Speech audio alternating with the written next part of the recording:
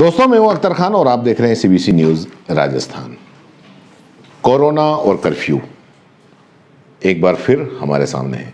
Corona तो खैर है ही है, लेकिन कर्फ्यू कुछ वक्त के लिए चला गया था। आमजन परेशान तो था ही कोरोना से, लेकिन कर्फ्यू आने के बाद में और ज्यादा परेशान हो गया। और ज्यादातर लोगों की जबान पे एक ही है और एक ही बात है कि रात के कर्फ्यू से क्या फायदा, अलावा इसके कि लोग बाग परेशान हों।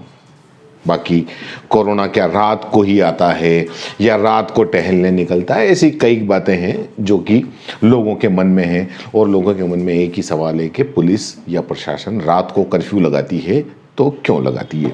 वैसे पहले तो ये बता दें कि एकदम से कोरोना केस बढ़ गए हैं।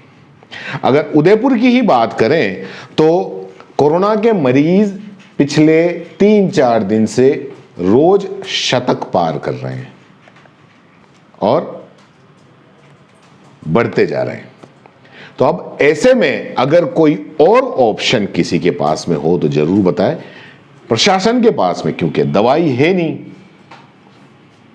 तो प्रशासन के पास में बजाय पूरे दिन के कर्फ्यू लगाने के फिलहाल ये ऑप्शन है कि आधे दिन का यानी कि रात का कर्फ्यू लगा दे। वो उसने लगा दिया। एक बार रिकॉल करते हैं कोरोना को।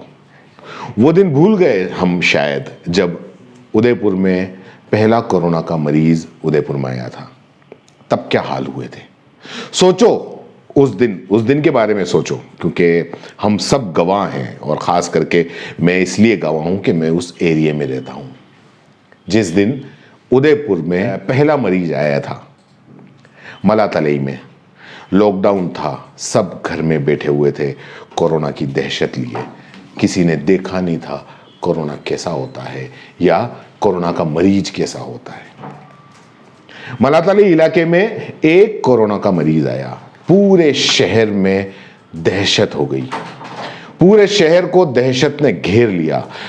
शहर की सड़कों पर सिर्फ पुलिस के सायरन और एम्बुलेंस के सायरन की आवाजें सुनाई देती थी।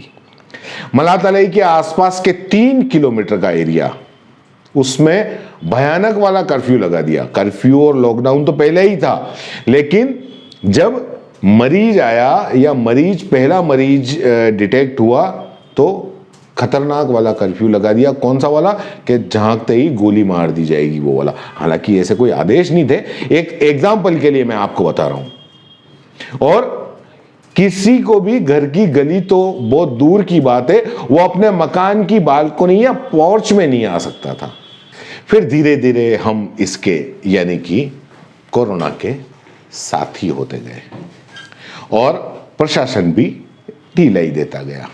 कोरोना के मरीज भी 1 से 2, 2 से 4 और 4 से 8 और ऐसे बढ़ते गए। जहां पहले 3 किलोमीटर का एरिया लगा था, पूरा एरिया 3 किलोमीटर का, उसको सैनिटाइज किया जाता था। पूरी सारे नगर निगम की और फायर ब्रिगेड की और जाने कौन कौन सी गाड़ियां आ जाती थी, सब वो पीपीई किट पहन के आ जाते थे और पूरे एरिया को धोया जाता था। वहां उस जगह अब 1 किलोमीटर का निषेधाज्ञा लगने लग गई, यानी कि 1 किलोमीटर का कर्फ्यू लगने लगा। फिर कोरोना के मरीज और बढ़े। जब और बढ़े तो जहां 1 किलोमीटर का कर्फ्यू लगता था, वहां पर अब जिस गली के अंदर कोरोना का मरीज आता है उस गली में कर्फ्यू लगने लगा या उस गली को सील होने लग गई। फिर और मरीज बढ़े। जब और मरीज बढ़े तो जिस घर में कोरोना का मरीज मिलता वो घर सील होने लगे। मरीज और बढ़ते गए तो धीरे धीरे वो घर सील होना भी बंद हो गया। और अब अगर आप कोरोना पॉजिटिव हैं, आपकी ज्यादा अगर परेशानी है, ज्यादा तबीयत खराब है, तो मर्जी हो तो आप हॉस्पिटल जाइए, नहीं मर्जी हो तो आप घर में क्वारंटाइन हो जाइए। और इन सारी जद्दोजहद में हम ये नहीं भूल सकते कि पुलिस हो या प्रशासन हो या स्वास्थ्य कर्मी हो, सभी ने अपनी अपनी जिम्मेदारी निभाई और निभा भी रहे हैं। और फिर धीरे धीरे सब कोरोना के यूज टू हो गए, खौफ भी कम हुआ।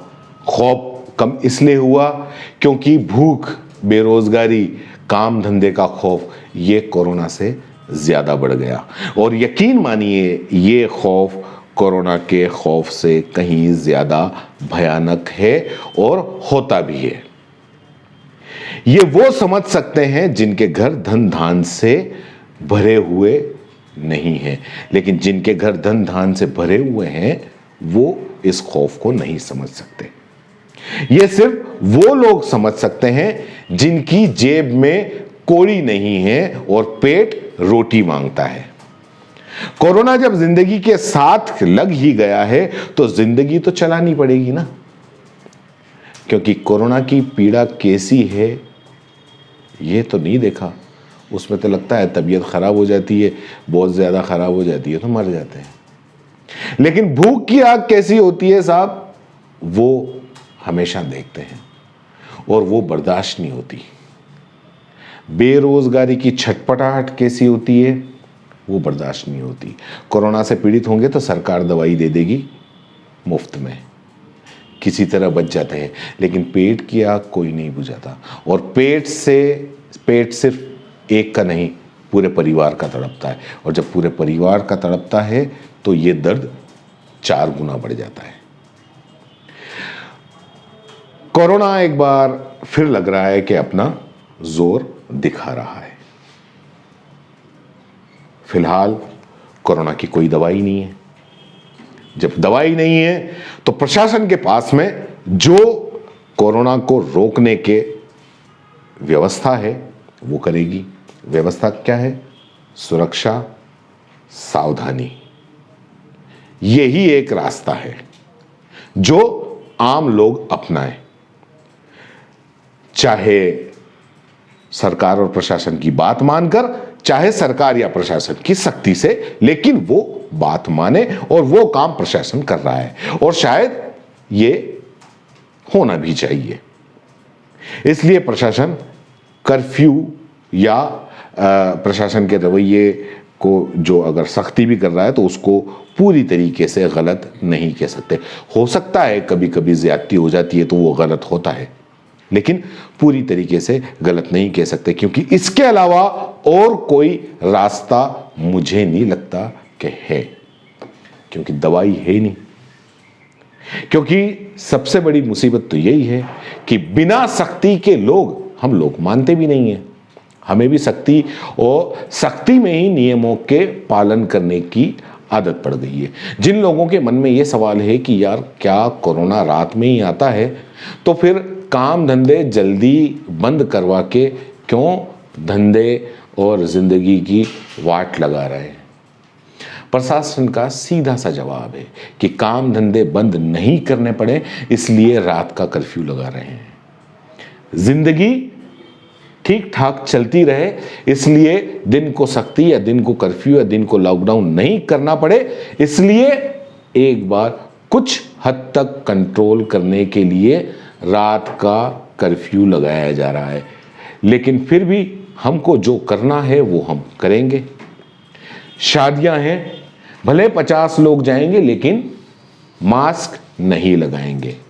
यकीन नहीं हो तो जो भी शादी में जाए आप देख लीजिए।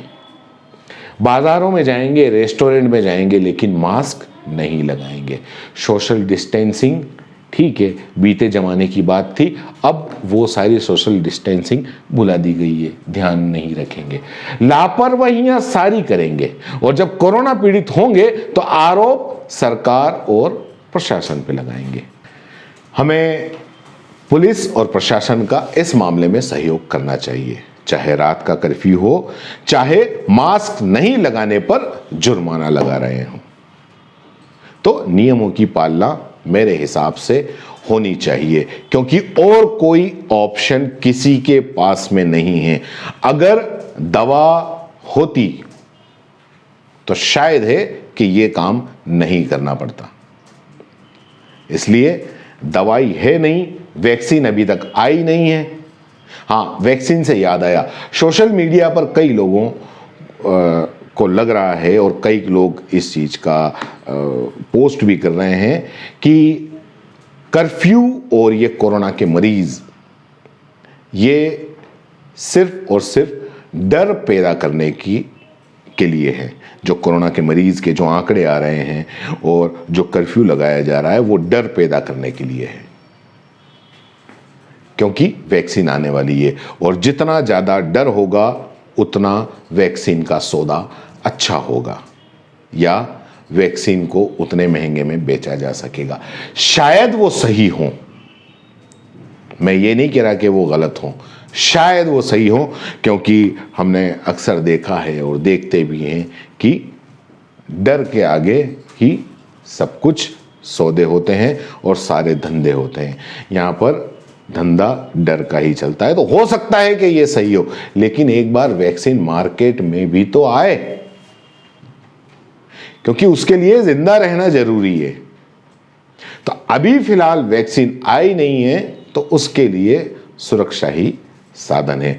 और कोरोना के मरीज बढ़ रहे हैं, कोरोना वाकई घातक है, इस बात में कोई दो राय नहीं है। सही बात बताऊं, कब कौन निपट रहा है पता ही नहीं चलता। अखबार खोलने में डर लगता है, साला कब कौन सा फोटो सामने आ जाए। सोशल मीडिया तक नहीं खोल सकते, सोशल मीडिया खोलते हैं तो डर लगता है। किसी का बड़ा सा फोटो आता है, वो पहले देखना पड़ता है कि ये बर्थडे का है या फिर किसी का RIP का है। तो आजकल ये डर भी बना हुआ है। तो इसलिए निपट नहीं जाए, चलते रहें, जिंदगी चलती रहे। तो उसके लिए अभी जो प्रशासन की सख्ती कहें या जो भी कहें वो ठीक है, वो चलती रहनी चाहिए, ताकि ये जो रोज कोरोना का आंकड़ा जो शतक पार कर रहा है वो कुछ कम हो। और वो कुछ कम होगा तो जिंदगी फिर जैसे चल रही है वैसे चलेगी। बाकी तो मेरे से ज़्यादा समझदार मेरे देखने वाले दर्शक हैं, सब समझते हैं। जय हिंद, जय भारत। CBC न्यूज राजस्थान की यह खबर आपको कैसी लगी, नीचे कमेंट करके जरूर बताएं। अगर आप YouTube पर देख रहे हैं तो CBC न्यूज का चैनल सब्सक्राइब करिए, पास में दिख रहे बेल आइकन को भी दबाइए, ताकि जब भी हम आपके लिए कोई खबर, कोई जानकारी लेकर आए तो सबसे पहले आपके पास नोटिफिकेशन पहुंचे। अगर आप Facebook पर देख रहे हैं तो CBC न्यूज का पेज लाइक करिए। अगर आप Instagram पर देख रहे हैं तो आप हमें फॉलो कर सकते हैं।